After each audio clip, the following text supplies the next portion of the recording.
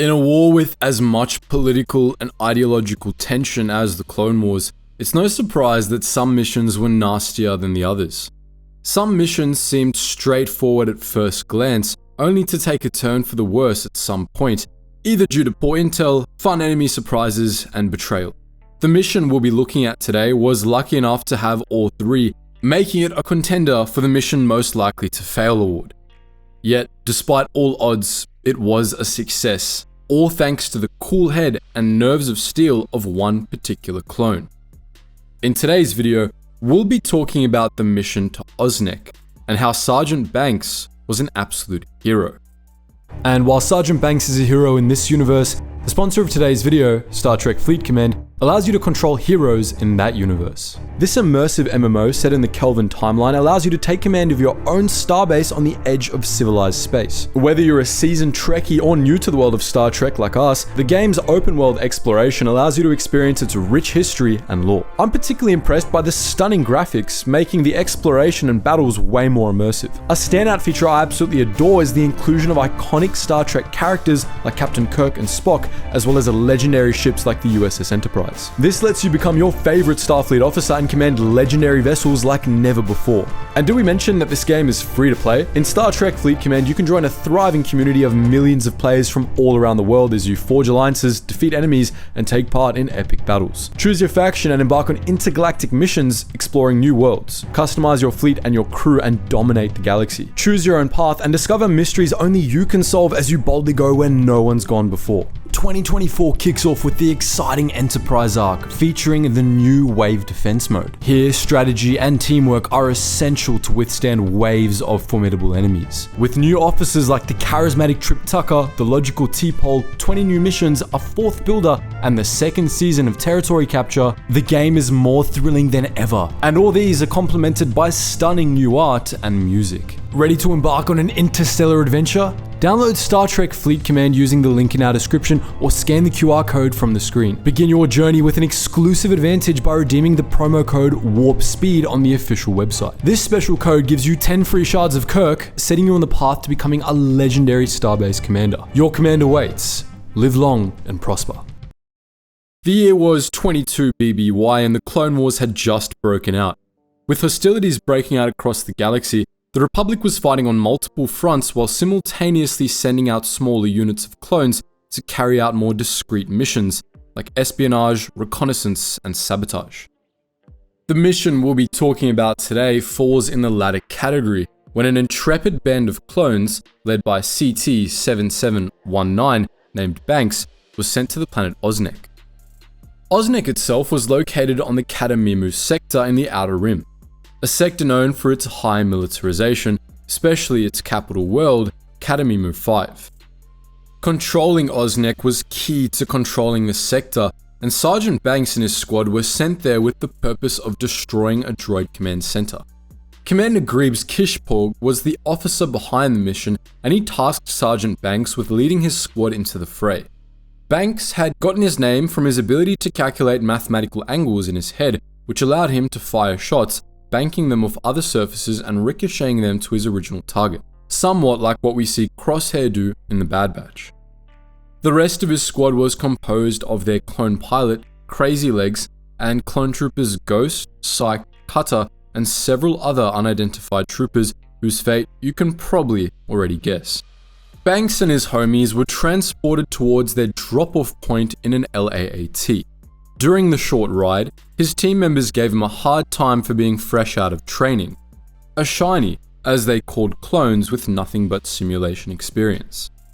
The mood was already soured as Ghost and Psyche's questioning peeved Banks, but Banks' day got even worse when they were shot out of the sky. The area was allegedly occupied by separatist forces, but what had shot them down was nothing short of a large droid army.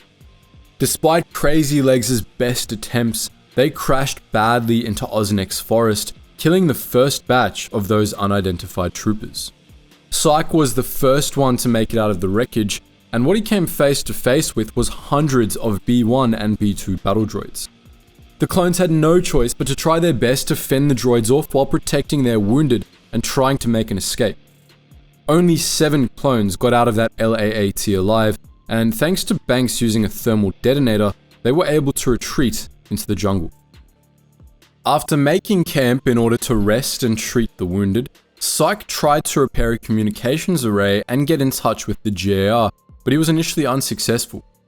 Several tries later, he managed to get a signal through and connected them with Commander Kishpog, who appeared via holo projection.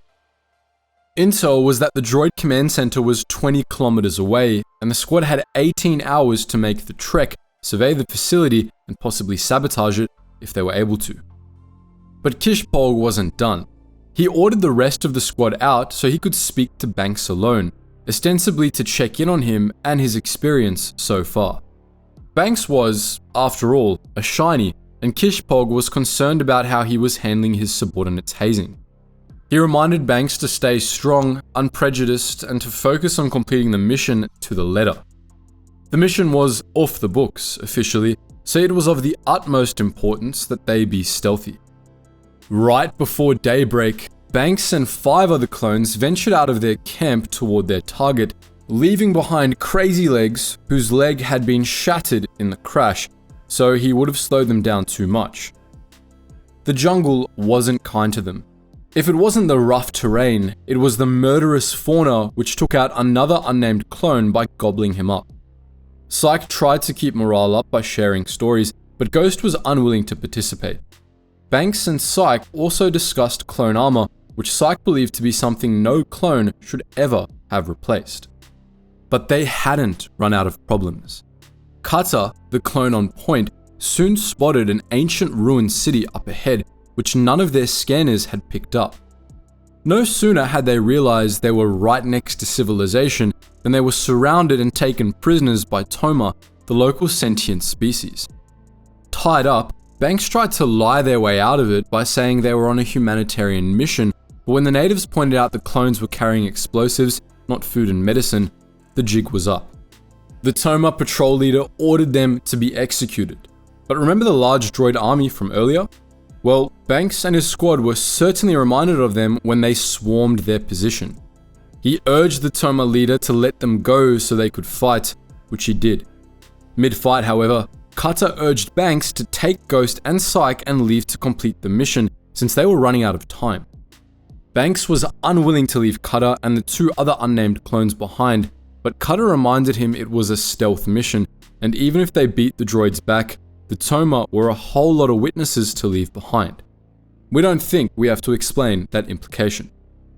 Nevertheless, Banks took the suggestion to heart and left with Ghost and Psyche, off to complete his first ever mission. Or so he thought. Together, the 3 clones covered the remaining distance toward the facility Kishpog had marked on their maps. 2 Toma guards were stationed at the entrance, whom Ghost picked off with his sniper rifle without raising the alarm. The 3 snuck inside and began working their way through the facility with little resistance, which Banks later admitted should have raised his suspicion. The sergeant ordered his team of 2 to split up and look for separatist technology, and it was Psyche who first noticed something was very wrong. The facility was nothing like what had been described to them. And then, Ghost shot him in the back.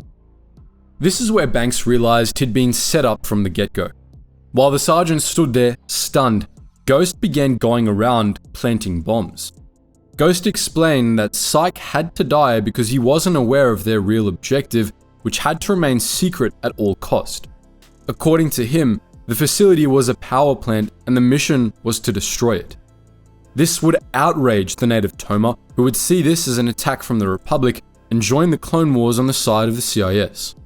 Banks tried to argue their goal should be to stop conflict, not start it, but Ghost turned and tried to shoot him too. Banks dodged the bolt and tried to fire back, but Ghost had already left his LOS. He demanded to know why Ghost would betray them all, the Republic and his clone brothers, but Ghost explained that he had just seen the light and didn't want to spend his life fighting a stupid war for the Republic only to be sent to die somewhere. Determined to prevent the destruction of the power plant, Banks snuck up on the traitor, but Ghost was ready for him. He chucked a grenade in his face, which knocked him down, battered and bruised. Banks hadn't had the time to recover before Ghost was on him, straddling the prone clone and pulling out a garrote to choke him. But Banks wasn't just going to lie there and take it. He managed to draw his blaster and, aiming off to the side, lived up to his name by ricocheting the bolt off the room's metal turbines and into the back of Ghost's head, killing him. Despite his injuries, Sergeant Banks managed to deactivate the bombs, steal Ghost's helmet, and escape before the native guards caught up to him. Disguised as Ghost, Banks contacted Kishborg and reported mission success, which pleased the traitorous commander. Kishborg had him collected, but the moment the two were on board, he realized Banks was not who he claimed to be and held him at blaster point. When Banks revealed his identity, he demanded to know why the commander and Ghost had betrayed the Republic. Kishborg, furious, fired back that he didn't want to take part in a galactic war and Ghost just wanted to survive. Banks demanded he stand down, and when the commander refused, he threw his helmet at him, disarming him and then tackling him to the ground. Their shuttle crash landed since Kishborg had accidentally killed the pilot droid when he was disarmed, but after the crash, Banks contacted the Republic, caught them up on the situation, and had himself and Kishborg collected. The commander was arrested, but infuriatingly enough, so was Banks.